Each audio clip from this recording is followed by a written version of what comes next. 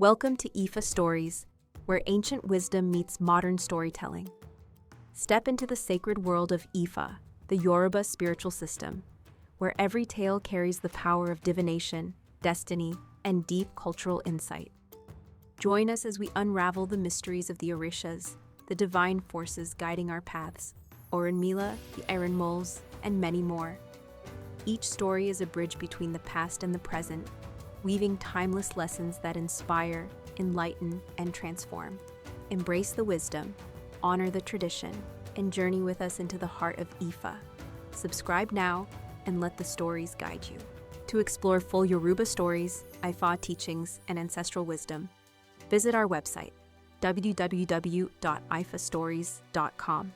Step into the sacred path for more resources and information. When Òrúnmìlà cried for a wife, Patakin. When Òrúnmìlà cried because he wanted to have a wife, this Ifa was revealed to him.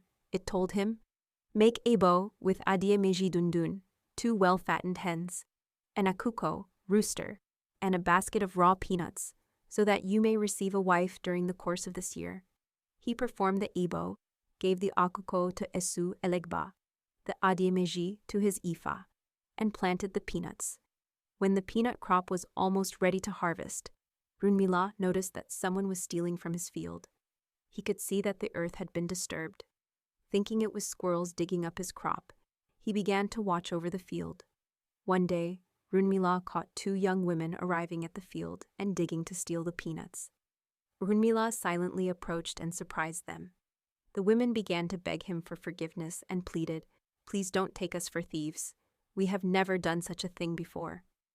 Òrúnmìlà replied, "Very well, I will forgive you, but do not steal peanuts again, for I planted them by the command of Olófin and Ifá, so that I might find a woman to marry."